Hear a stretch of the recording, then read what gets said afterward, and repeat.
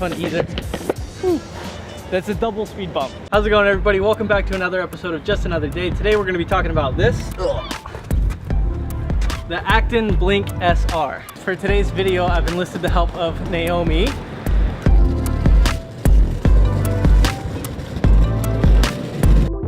So we'll start things off by going through the stats. This board has a range of 7 miles, top speed of 16 miles per hour, incline grades up to 15%. The deck is 27.5 inches long and 8 inches across. It's got a 36 volt, 80 watt hour battery, one 500 watt motor, and 83 millimeter wheels. This board is not waterproof at all, not even a little bit. I took it out, the rain was not falling from the sky, but the streets were still wet. Having the water get splashed around from the wheels and having it collect on the top deck, I have a feeling it seeped in through the screws here. The power switch had stopped working. I opened it up and it was covered in water on the inside. Definitely not waterproof. Getting into the good stuff, we're gonna start with the things that I like about this board, and then we're gonna get into the things that I don't like and some of the limitations of the board that can't really be helped with a board of this class. This board is perfect for covering shorter distances, and it covers them so quickly that most of the time I spend more time off it than on it. Some days I'll be on and off buses, up and down stairs, in and out of elevators and public bathrooms. For days like that, having a small board like this is really handy. This board also has a kicktail. It could be a little bit bigger, but most boards don't have one anyways, and this one's pretty much good enough. Makes it a plus in my book. Worth noting, it's going to be the 80 watt hour battery. It's going to be underpowered compared to most of the other boards out there, but the good news is it's safe to take on a plane.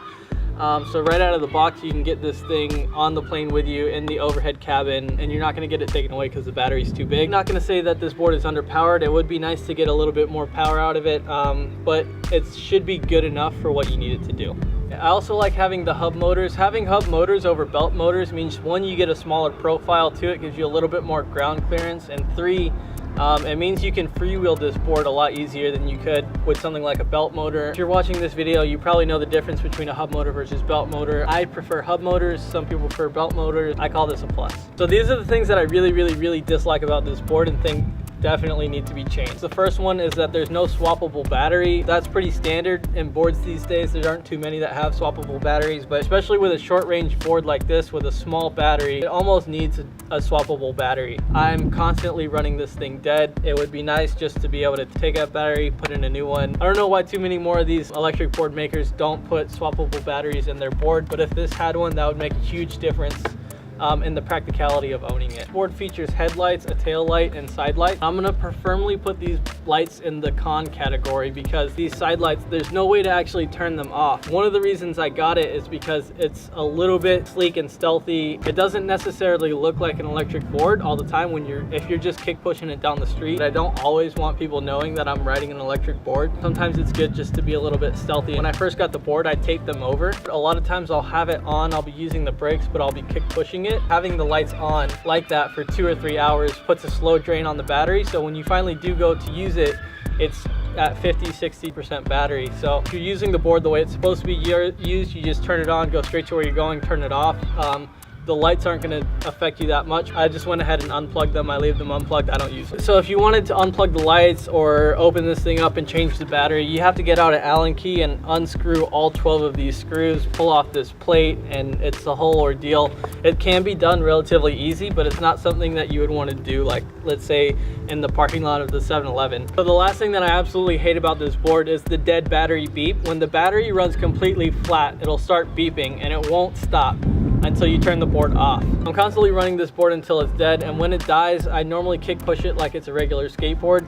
I leave the board on because I like to be able to still use the brakes while I'm pushing it around. The whole time you're doing that, the board is just beeping. I wish there was a way to turn off that beep, or if it could do like a controller vibration, something like that. Basically anything would be better than just a constant beep. It does come with a lot of limitations. I don't necessarily think these are deal breakers because they kind of come with the territory of having a small travel board, but they do kind of bug me. Number one is the hill climb. This thing cannot climb hills. It's rated to 15% grades, but the ramp for a parking garage is kind of like the steepest you can get, and if you're doing that for a long period of time, it's not really that good.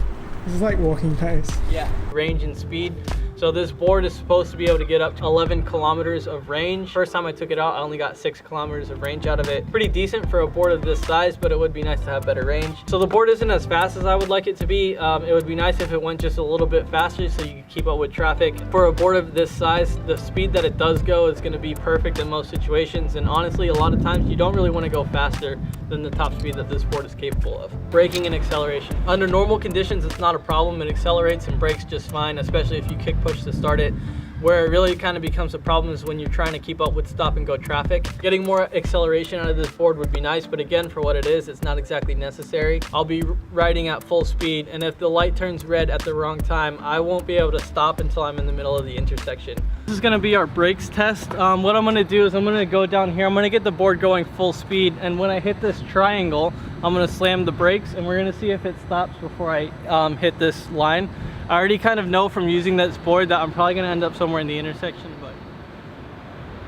Okay, full speed and brakes.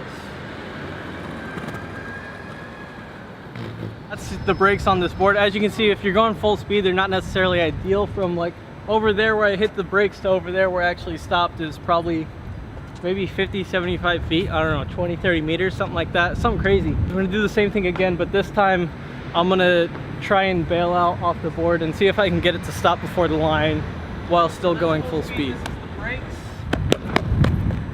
When you're riding this board in traffic and something unexpected happens to you, that's basically what you have to do.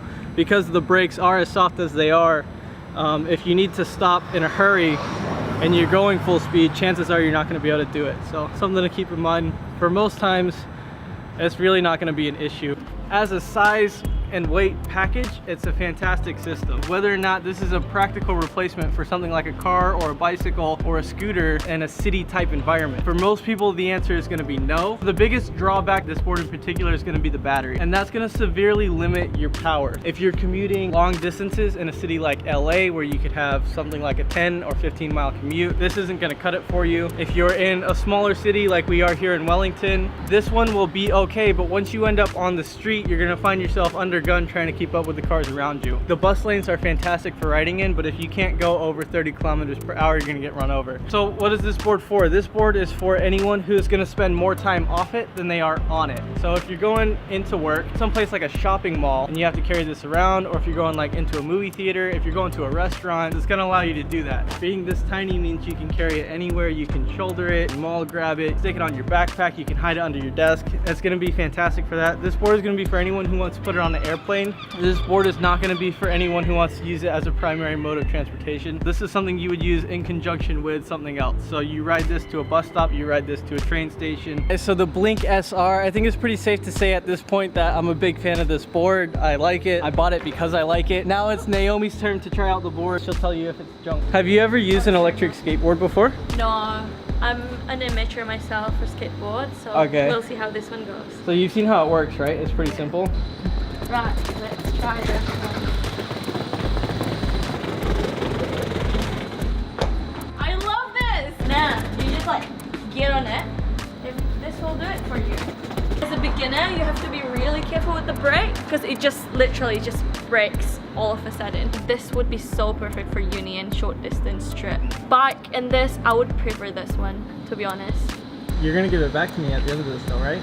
I don't know. So that concludes the review of the Acton Blink S-R. Solid board. If you're looking for something short, compact, lightweight, easy to carry around, something that you can take on an airplane, it's awesome. That's gonna be it for us guys. We'll see you guys next time.